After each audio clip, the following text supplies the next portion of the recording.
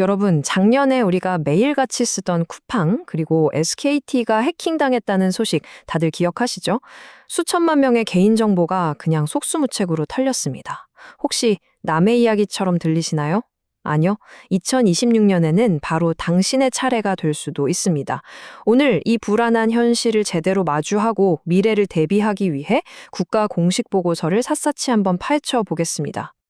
오늘 제가 풀어드릴 이 모든 이야기는 그냥 떠도는 소문이나 제 생각이 아닙니다. 바로 여기 대한민국 사이버 안보의 심장부죠. 한국인터넷진흥원 키사에서 발표한 공식 보고서를 기반으로 합니다.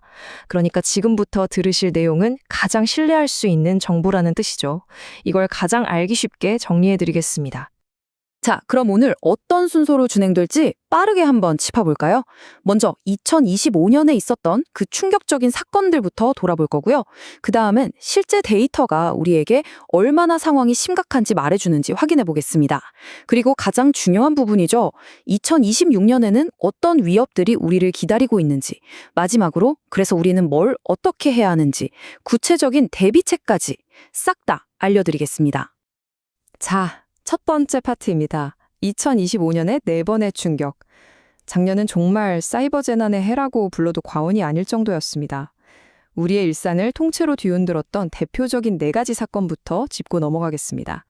보고서에 참여한 한 전문가가 2025년을 딱 한마디로 이렇게 표현했더라고요.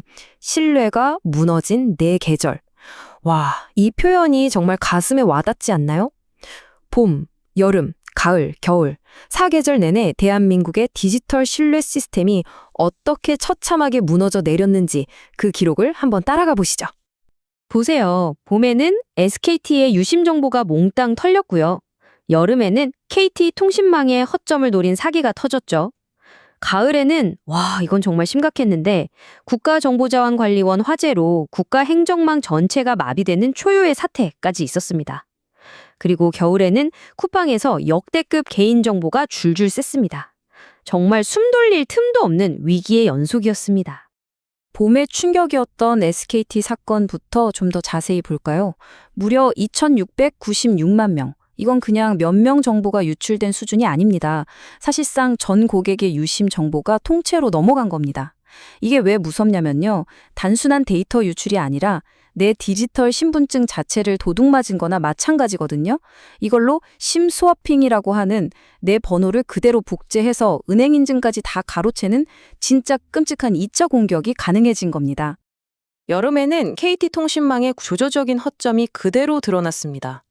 공격자들이 펨토셀이라는 아주 작은 불법 기지국을 차에 싣고 아파트 단지를 쓱 돌아요. 그럼 우리도 모르는 사이에 우리 휴대폰이 그 가짜 기지국에 딱 연결되는 거죠. 그리고는 우리한테 와야 할 인증 문자를 중간에서 가로채서 그걸로 소액 결제를 해버린 겁니다. 우리가 철석같이 믿었던 이 통신망 자체가 더 이상 안전지대가 아니라는 게 증명된 순간이었죠. 그리고 겨울에 터진 쿠팡 사퇴, 3,370만 명? 우리나라 성인 인구 대부분의 구매 이력과 집 주소가 다 넘어갔습니다. 그런데 그 원인이 뭔지 아세요? 정말 어이없게도 이미 퇴사한 직원의 액세스 토큰, 그러니까 시스템에 들어갈 수 있는 열쇠를 제때 회수하지 않아서였습니다. 이 사소한 관리 실수 하나, 방치된 접근 권한 하나가 전국적인 재앙을 불러온 겁니다. 보안은 결국 가장 약한 고리에서 무너진다는 걸 정말 뼈저리게 보여준 사례였죠. 자, 그럼 이런 개별 사건들이 모여서 어떤 거대한 흐름을 만들었는지 이제 데이터로 확인해 볼 시간입니다. 숫자는 거짓말을 하지 않잖아요. 데이터는 2025년이 왜 역대 최악의 해였는지 아주 명확하게 보여줍니다. 보이시나요? 2,383건. 이게 2025년 단 한 해 동안 키사에 공식적으로 신고된 침해 사고 건수입니다. 역대 최고치예요. 이걸 하루 단위로 계산해 보면요. 하루에 6건 이상의 해킹 사고가 우리 주변 어딘가에서 계속 터지고 있었다는 뜻입니다. 이 그래프를 보시면 그 심각성이 더 와닿으실 겁니다. 2024년에 1,887건이었는데 2025년엔 2,383건으로 단 1년 만에 무려 26.3%나 폭증했습니다. 이건 그냥 우연이 아니라 사이버 공격이 점점 더 거세지고 있다는 명백한 증거입니다. 그렇다면 공격은 주로 어떤 방식으로 들어왔을까요? 역시나 서버 해킹이 44.2%로 거의 절반을 차지했습니다. 기업이나 기관의 핵심 정보가 다 서버에 있으니까요.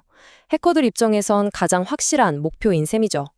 그 뒤를 이어서 서비스를 마비시키는 디도스 공격과 악성 코드가 바짝 쫓고 있는 형국입니다. 특히 우리가 정말 주목해야 할 게 바로 이 랜섬웨어 공격입니다. 데이터를 인질로 잡고 돈을 요구하는 아주 악질적인 공격이죠. 이게 전년 대비 무려 40.5%나 급증했습니다. 그런데 더 무서운 게 뭔지 아세요? 과거에는 해커들도 차마 건드리지 않던 병원이나 학교 같은 공공서비스까지 이제는 돈이 된다 싶으면 그냥 무차별적으로 공격하고 있다는 겁니다. 정말 선을 넘고 있는 거죠. 자, 지금까지는 과거와 현재를 돌아봤습니다. 이제부터가 진짜 중요합니다. 그럼 2026년, 바로 올해와 내년에는 어떤 위협들이 우리를 기다리고 있을까요? 키사가 강력하게 경고하는 4가지 핵심적인 미래 위협, 지금부터 하나씩 살펴보겠습니다. 첫 번째 위협은 바로 AI입니다. 이제 공격자들은 AI를 이용해서 훨씬 더 똑똑하게 공격할 겁니다. 여러분의 목소리와 얼굴을 똑같이 흉내내는 딥페이크 피싱이 실시간으로 시도될 거고요. 또 방어 시스템을 피하기 위해서 그때그때 새로운 악성 코드를 AI가 즉석에서 만들어내는 공격이 일상화될 겁니다. 두 번째는 방치된 오래된 시스템의 위협입니다.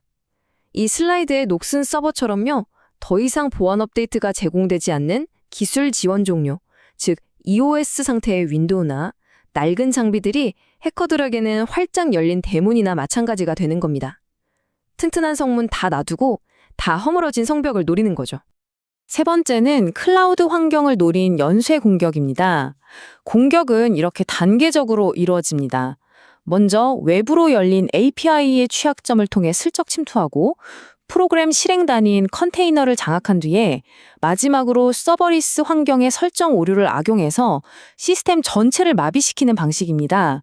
점점 더 복잡하고 교묘해지고 있죠. 마지막 네 번째 위협은 바로 유출 정보의 무기화입니다.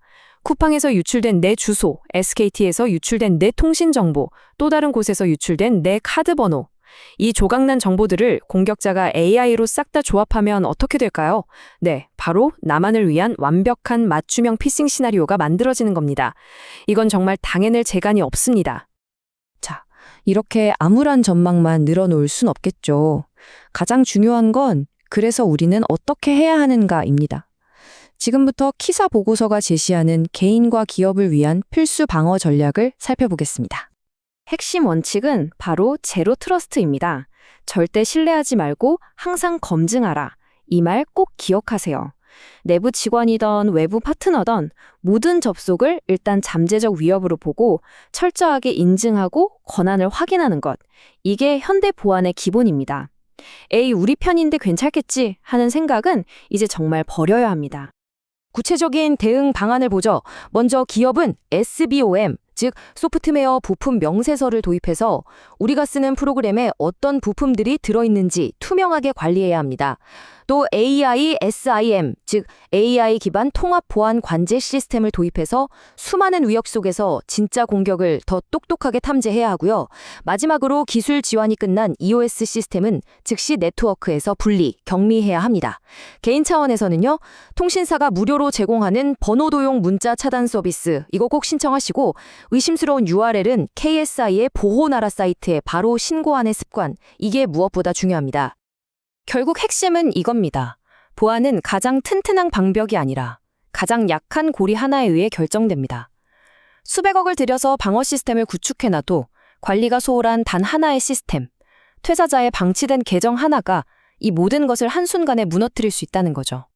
오늘 케이사 보고서 분석을 통해 2025년의 충격과 2026년의 위협을 모두 살펴봤습니다. 기술은 발전하는데 위협은 그보다 더 교묘해지고 있습니다. 이제 이 질문을 우리 스스로에게 던져볼 시간입니다. 우리의 디지털 세상, 정말 이대로 괜찮은 걸까요? 오늘 분석이 도움이 되셨다면 구독과 좋아요로 응원해주세요. 여러분의 클릭 한 번 한 번이 다음 분석을 준비하는데 정말 큰 힘이 됩니다. 더 안전한 디지털 세상을 위해 계속해서 중요한 정보들을 샅샅이 파헤쳐서 전해드리겠습니다. 감사합니다.